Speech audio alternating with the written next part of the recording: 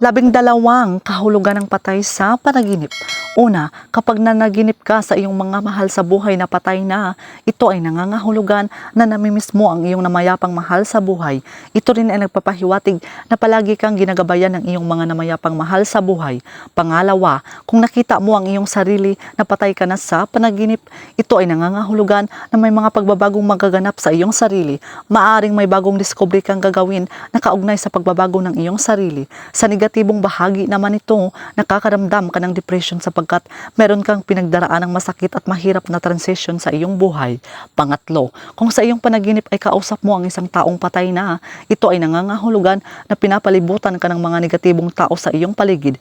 Maaari silang makaimpluwensya ng masama sa iyong buhay. Isa pang kahulugan nito ay may isang material na bagay na nawala sa iyo.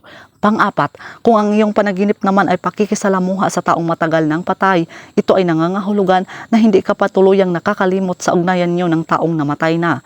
Mayroon sa iyong paligid na nakapagpapaalala ng mga katangian ng taong namatay. Pang-5, kung ang nakasalamuha naman sa iyong panaginip ay ang taong kakamatay lamang, ito ay nangangahulugan na ang sakit na nararamdaman sa pagkawala ng taong yon ay sariwa pa at hindi pa mawala. Pang-6, kapag nanaginip ka sa iyong kasintahan o asawa na patay na, ito ay nangangahulugan ng pagmamahal at masasayang pagsasama ninyo noong buhay pa ang iyong kasintahan o asawa. Pang-7, kapag nanaginip ka sa iyong kaibigan na patay na, ito ay nangangahulugan na namimiss mo ang iyong namayapang kaibigan dahil sobrang close talaga kayo sa isa't isa noong buhay pa ang iyong kaibigan.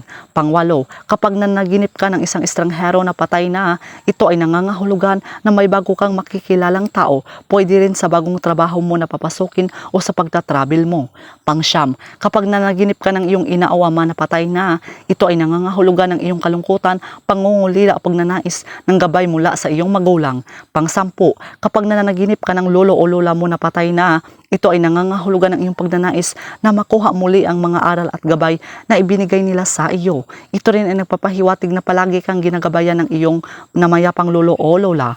Pang-11, kapag nanaginip ka ng kapatid mo na patay na, ito ay nangangahulugan na palagi lamang ginagabayan at palagi lamang nasa tabi mo ang iyong namayapang kapatid. Pang-12, kapag nanaginip ka ng ex mo na patay na, ito ay nangangahulugan na mahal mo pa rin ang iyong namayapang ex sa totoong buhay. So yun lang po mga kaibigan, so please do subscribe and hit the notification bell para ma-update po kayo sa susunod na mga videos. Maraming salamat!